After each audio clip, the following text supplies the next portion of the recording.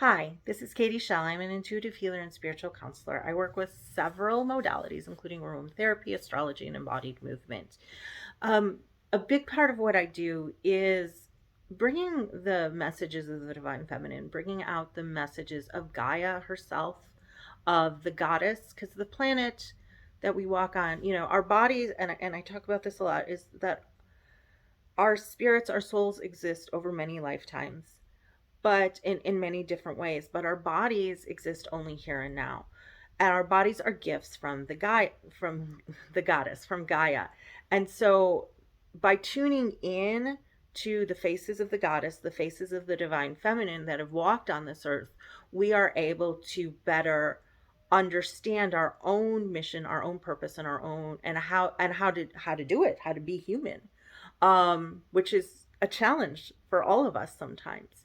And so, one of the most important beings that has walked on this earth as a female, as a woman, um, as a face of the divine feminine, as the goddess, is Mary Magdalene, and she's been with me for a very long time. I channel her directly sometimes, mostly through energy work though, and through her teachings rather than like actually. I never actually speak for her, although she gives me messages. It's important for me to have that distinction of her teachings because a lot of people have told her story, and that's never my intention. Is not to speak for her, although again she shares specific things through me many times. And this video is about one of her teachings, and it's about understanding that the importance of bearing witness to pain and suffering, because pain and suffering, especially pain, is part of the human experience, and we can't separate love from pain. We can't separate, joy from grief, because in order to see the joy, in order to see the love, we have to experience these pains, and sometimes it comes through a suffering, and that there is nothing inherently, well, that these are pieces and parts of the human experience. And she walked the earth while she was here. She experienced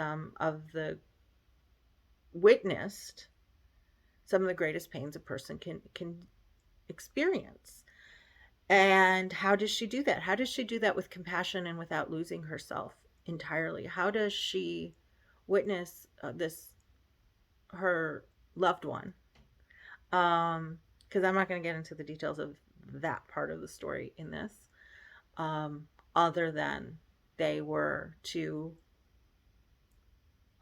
beings teaching, bringing critical information onto the planet about love and compassion and being oneself and being whole.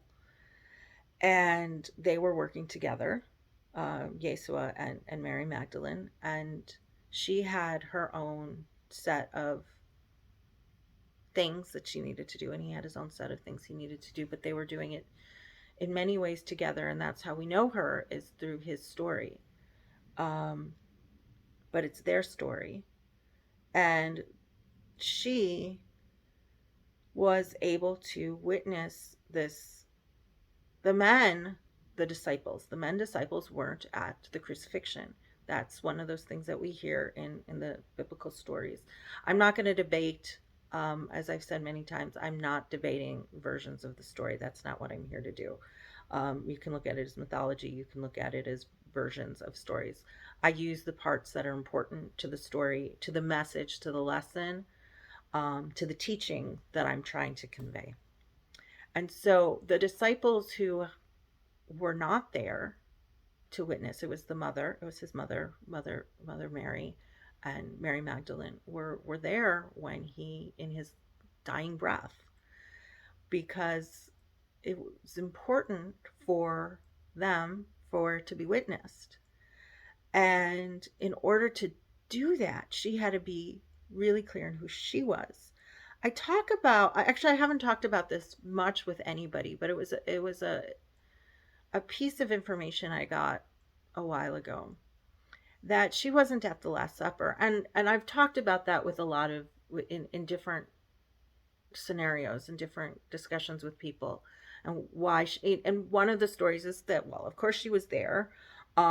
It just the way that the patriarchy and the house told the story was that she wasn't, and that it just wasn't true. It's not a true story. But I had received this message, um, that she wasn't there because she was preparing herself for what she needed to do to be able to. She didn't want to go to the party before he was about to die and have all the suffering. She needed to go in her own space and quiet and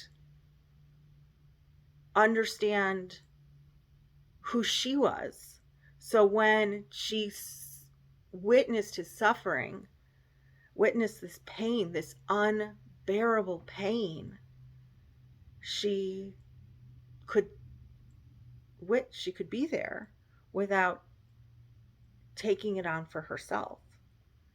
Other than, I mean, she's experienced her own loss through this. She's experienced her own pain and the pain of not being able to do something for somebody, and knowing that there's nothing you can really do for them other than be there while this is happening, other than be there and say, I love you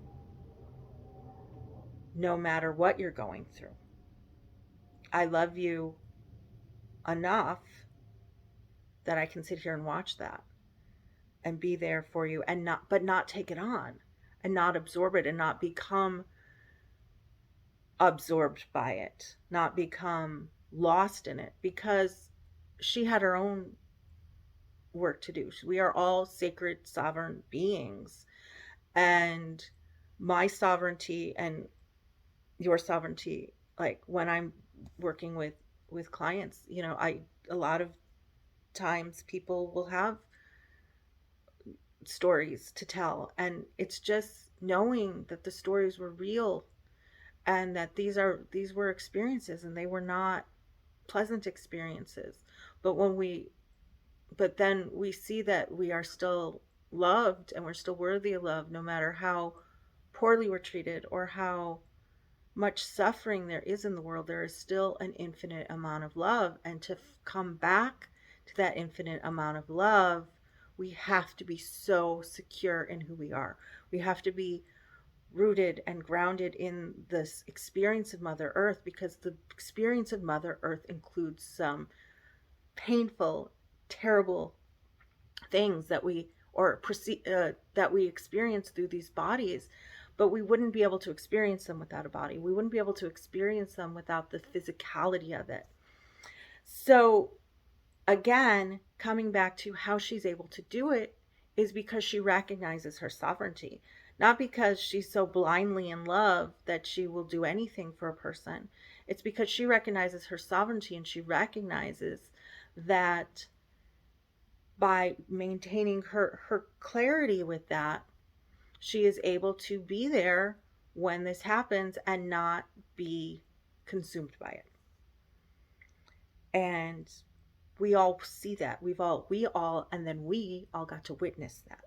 And we all got to learn how important it is to hold space for people while they are going through pain, while they are suffering, and that it isn't our jobs to take that on for ourselves. It is only our job to witness it. It is only our job to create sacred space in order for it to be experienced and expressed. It is never our job to take it on and to, I mean, I say at the introduction, I'm an intuitive healer. Well, when I say I'm a healer, it doesn't mean I'm taking on your burdens, that I'm taking on your grief. It means I'm holding space for you to process it for yourself, not to process it for you. Although I can hold space for a very long time for people while they're processing it, if they are not trying to project their suffering onto me, if they're not trying to pull me into it. And comes back to the lessons of how we do this, when we do it, why we do it. It's critical that we all again, and I don't want to keep repeating myself, but it is just critical for us to do that, because then that leads to the compassion, right? Our Lady of Compassion. So it leads to the compassion that we need to have for other individuals, because we see it, and we are not, when we don't take it on, we are able to rise above and not be, again, not be pulled down into it, not be pulled down into the muck and the dark. I mean,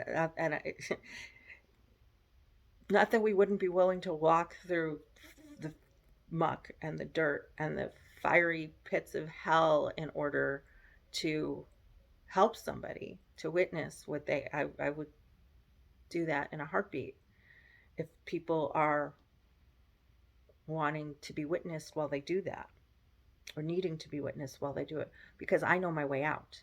I know how to get out of the pits of hell, because I know who I am, because I am grounded in this world, because I know that our physical experience includes a full spectrum of experiences, and that in order that we must be able to be witnesses for each other, and we must co-create sometimes experiences in order for us to all learn and understand things in a way that brings clarity to everyone, even if we don't understand a single, like, why did he die? Yeah, there's a million things. Why did he die? Why did he suffer? Why did it have to go with this? It doesn't freaking matter. What matters in this case, um, is that it can tear our hearts apart, but if we aren't able to put them back together and let them expand, because that's the other thing that happens when our hearts are torn apart, is when we put them together, it actually makes more room for more love. And how much was her heart torn apart when she watched this suffering, and how much greater love was she capable of, because she did it as a sovereign being, and not as, oh my god, I lost the love of my life, and will I ever get that back? That part doesn't. That part is equally important to witness. It is important to witness that feeling, and to not not to shame that feeling. It's important that it's okay that she lost the love of her life and doesn't know, and feels sometimes, and miss it, and has that sadness from that. But it doesn't mean that she's defined by it. She's not I mean, history wants to define her by it,